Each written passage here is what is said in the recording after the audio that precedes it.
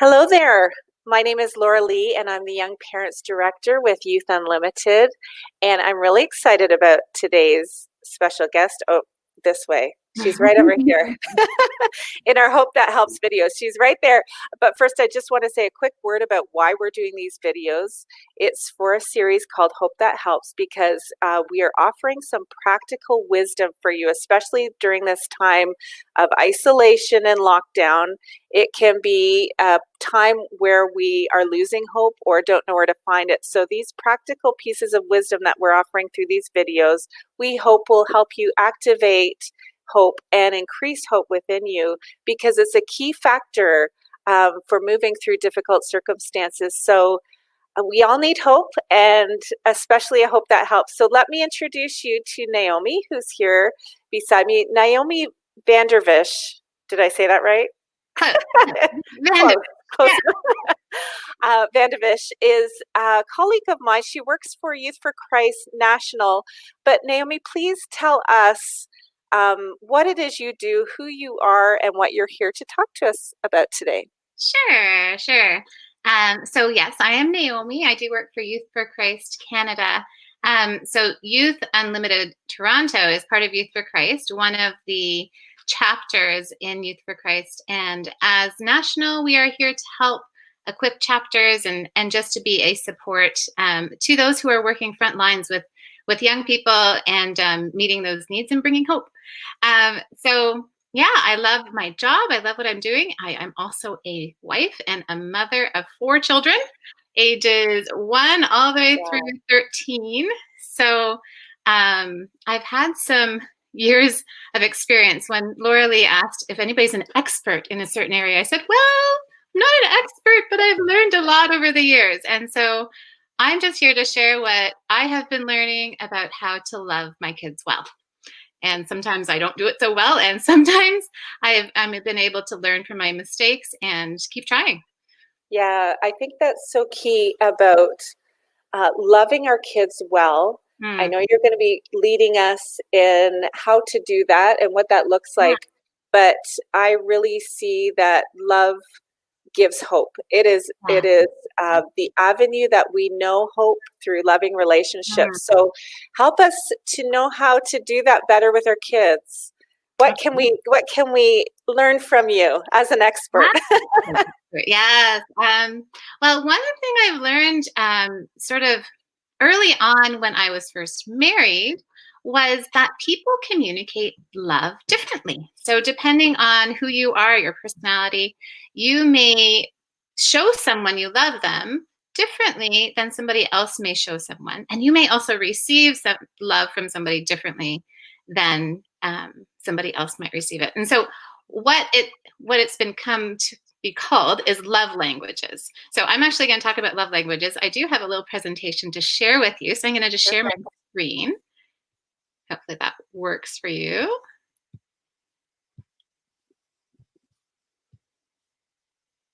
While you're sharing your screen, I'll just show that I pulled this. This is what you're kind Yes, of pulling from, right? that's it. That's Um, the one. Yes. I pulled that from our shelf. So I did want to offer that too. If this content engages you in something you want to explore a little more, we've got the book and we can get that to you. Okay, perfect. So yes, we are talking about love languages for children. So I want you to think about something. I know that you're not here to talk with me and answer these questions, but just think about it. What was the last time you felt really loved? Did somebody give you a hug? Did they give you, um, get you something very thoughtful? Did they simply sit with you and maybe listen, play a game? Did they give you a compliment or say just the thing you needed to hear? Did they serve you? Did they do the laundry without being asked or the dishes? Those are different ways that we receive love. Now, think about your kid. Think about one of your kids. Now, how, if you were to say to them, how do you know mom loves you? What would they say? Maybe they'd say, because she gives me hugs, or because she always buys me something special when she goes to the store. because she works hard to cook my meals, or because she tells me I'm smart and beautiful, or maybe because she spends time with me. It's important not just to be loved, but to actually feel loved. And the interesting thing about love languages is that I may speak one love language, but if I'm speaking to a person who speaks a different love language, they may not receive it with the same intention that I have. So it's kind of like we're speaking different languages to each other. And so we kind of need to become um, what's the word I'm looking for? Be able to speak multiple languages to become multiple. Bilingual, trilingual. What's Yeah, I don't know how many 5 languages would be, but to be able to speak in many different languages so that we can communicate to our children love in the way they understand it, in the way they feel it. So the quote here is only the child who feels genuine love and cared for can do his or her best. You may love your child, but unless he or she feels it, unless you speak the love language that communicates to him or her you're loved, he or she will not feel loved. So it's just kind of interesting. Can I share that on our screen? It's not sharing with you? Okay, we're listening to it from you. Oh, there we go. Can you see that? Just because you shared a quote, I want to get that up there. Yeah, perfect. Okay, there. That's better. We can continue on now. Perfect. Yeah. So we were just saying, there are many different languages of love. Gary Chapman, that book that Lori showed us at the beginning, says that there are 5 love languages. Some people communicate through words of affirmation. And I would say that would probably be one of my love languages. Yeah, me too. Yeah. You might have people in your life that are really good at writing encouraging notes or just saying the thing you needed to hear that day. That is words of affirmation. And sometimes your kids really just beam when they hear something affirming. Quality time. This is maybe the hardest thing for me to be able to do with my kids because there are 4 kids, life is busy. And quality time is just sitting together, going for walks together, reading a book on the couch together, just spending time together. And it doesn't actually have to include communicating. It doesn't actually have to be talking. It can be, but it could just be being together. Physical touch. There is just hugs, kisses. That I find as kids get older, or maybe as boys get older, it might be wrestling or giving high fives or shoving somebody as they go past.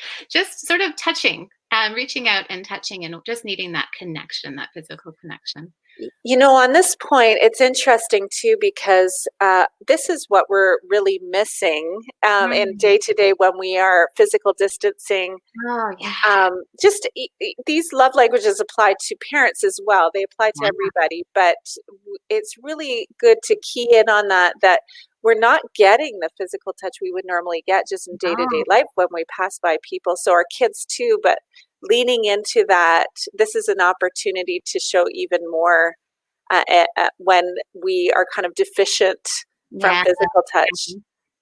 I had a friend post a meme on Facebook, and it said, I know that some people are saying, I'm looking forward to a gentle hug next time I see you. But she said, when I see you next, I'm going to squeeze you so hard. I know. And I am a hugger. Right. So I am feeling the loss, but having my kids close to me. That's nice. Yeah. And as long as they speak that too, like if that's one of their primary love languages, is what they're looking for. So I totally get that one. Sorry to go out, not off topic, but tangential there. So carry on. That's a good point. Acts of service is, it is doing stuff to show love, and it's doing the dishes, it's caring for people, it's noticing when something needs to be done and doing it. So it's actually recognizing somebody's need and trying to help fill that need. And sometimes this is the hardest to recognize as love. So people who may not be good at saying "I love you" or giving hugs, but they're always making lovely meals and going above and beyond, might not necessarily be recognized as love. So it's really important to recognize that that is a way of speaking love to your kids and a way of receiving love from others. Mhm. Giving gifts. This is something that is beyond just giving a gift, or some people just like to have little trinkets. It's the thought behind it. I love this picture because it's a picture of a boy showing his mom that he loves her by giving leaves. And it might be your kid brings a rock or a dandelion, or um, draws a picture. Or it may be a friend who knows you really well and knows what you like and buys something that is specific to that. So these earrings, for example, that I'm wearing, Oh, yes. Beautiful. they came in the mail this week, and it was from a friend whose love language is gifts. And she said, I knew they were just your style, right? Like it was just that idea that Wow. it was not just a random gift, it was a thoughtful gift. She thought Um, of you. That's really beautiful. Yeah. yeah. Um, so Gary Chapman talks about there being an emotional tank. So all kids have this emotional tank. It is sort of fuel to keep them going through the day. Just as cars are powered by reserves in a gas tank, our children are fueled from their emotional tanks. We must fill our children's emotional tanks for them to operate as they should and reach their potential. So we see kids that have full emotional tanks as more confident, as Mhm. sort of able to tackle the tasks of the day. And even during this very difficult time, kids that have an emotional tank that is full can deal with the anxiety that comes through some of this COVID difficulty. Yeah. It's important that they be in a place where they are feeling loved and that their emotional tank can be filled. It sounds a lot like a fuel for resiliency as Yes. well. Just the way Mhm. you're talking about it, kind of buffering those edges of our emotions, giving us strength to get through the confusion or fear or whatever it is. Exactly. So well, I did mention five love languages and talked about each person speaking one language, but that's not true. We all need all love languages. We might have one that is one or two that we speak more often or that we receive more obviously, but we need all of them, and children need all of them. When I think of my four kids, the older two, I can kind of isolate what their highest love language is, but the younger two, I was like, oh, definitely touch. Oh no, and quality time. Oh, and because they need all of them. They need Mhm. to be served. They need to be hugged and cuddled and snuggled. So we need to be able to speak all of these languages to fill our kids' emotional tanks. So that does lead me to a question. You kind of spoke to it that you have kind of clearly identified your older kids and your younger kids. We all need all five, but some tend to rise above the other. How Mhm. did you figure out what your kids' love languages were? Um, Observation mostly. It's fun because you can take a little quiz if you go to the website for love. Okay. But Yeah. so check it out if you're interested in that. But when I noticed my son is the oldest, and he is um, very affectionate. Like he'll sit down. He's 13, but he'll still happily have me put my arm around him or hold my hand. And he's he sort of pats you on the back as you go by, or he wrestles with his younger sisters.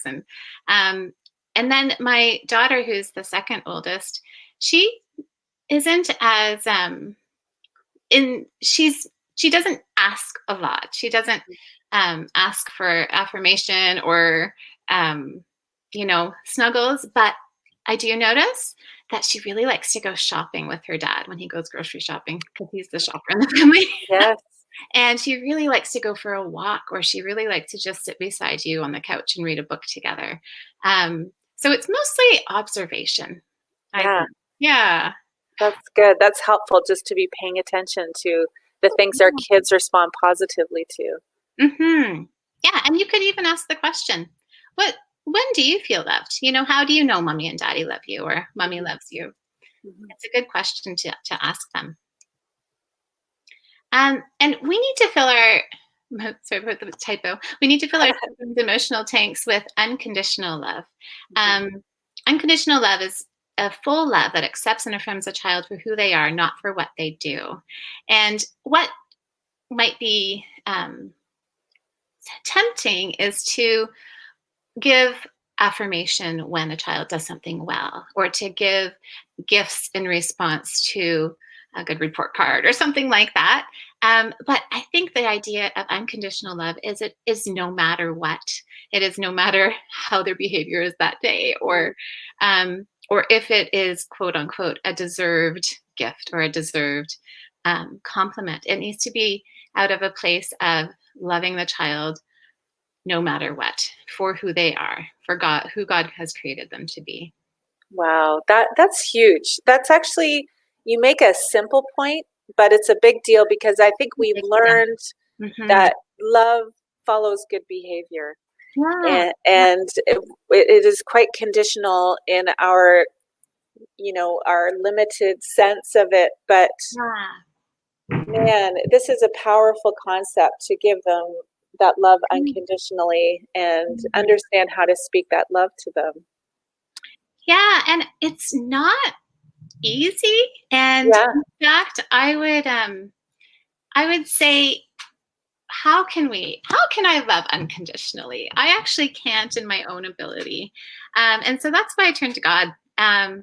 actually find a lot of hope in the fact that I can love because I was loved first, right? Mhm. That's the only Amen. way I can really love. It's when my emotional tank has been filled by God. And so I actually, I'm going to put up John 1, 4 to, no, John, First John 4, 7 through 20, because it talks about love and how God is love. It says, "Dear friends, let us love one another, for love comes from God. Everyone who loves has been born of God and knows God. Whoever does not love does not know God, because God is love. This is how God showed his love among us. He sent his one and only Son into the world that we may live through him. This is love, not that we loved God, but that he loved us and sent his Son as an atoning sacrifice for our sins. Dear friends, since God so loved us, we also ought to love one another. No one has ever seen God, but if we love one another, God lives in us and his love is made complete in us." Amazing. It's a long passage, but there's so much truth in it. But just that God is love, Mhm. and God loved us first, right? Uh, Yeah, and what seems like an impossible task some days as a parent, mm, particularly when you might be on your own or a particularly bad day with the kids. mhm. Uh, Maybe we don't have the capacity, but we can tap into God's capacity, who has, unlimited and eternal amounts of love for us and our kids, and offers that to us, to those who believe. So Right. it's such a gift. Yeah, and that's how I yeah, when I'm having those days when I don't Mhm. know how to love my kids, when I'm homeschooling and my Mhm. 7-year-old needs my full attention and my 1-year-old's running circles around me, and, and I'm just like, oh, I I have to go back to God because I can't do it on my own. And so just that unconditional love that He gives me, that is the only way that I can then Mhm. love my kids. Yes. So yeah, what does it teach us about love? That God is love, that God loves us, that we can love because God loved us first, and that there is no fear in love. Mhm. I just think that's so beautiful, and I think that if we're talking about, uh, you know, how we can love, I think we have to go to the source, and God is love. He is the source of love for us. Beautiful. And let me change our screen here so we're back. And that, I think of all the tasks that are put on parents, especially right now, some of you are homeschooling, some of you are just trying to get through your day with having a schedule of eating, napping, changing diapers. So there's a range, Naomi, and some of our young parents of what they're confronting right now. And we really want to challenge you and encourage you to prioritize the task of love above all else, because it feeds those other things. Absolutely. If you receive it for yourself, Mm. then you can offer it to your children. And then it helps direct your activities. It helps you know. So this is beautiful information. There's a lot more to explore. Mm-hmm. But this is a good taste of the love languages. Yeah, exactly. And it was a good reminder for me. My kids are older, but I think I'll go home and start speaking some of their languages. Because I know, I'll just make a note, it's really easy to speak your own. So mine's words of affirmation. So I tend to give those words to my kids. But one, her love languages is gifts, and the other is quality time. So I need to, as you said, learn those languages on their behalf. So just because I love them, I also want them to feel that love. So absolutely, that is wonderful. So thank you, Naomi. This went by fast.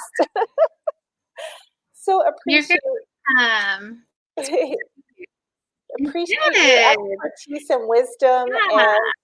And for those who are watching, we hope this helps, and we'll talk to you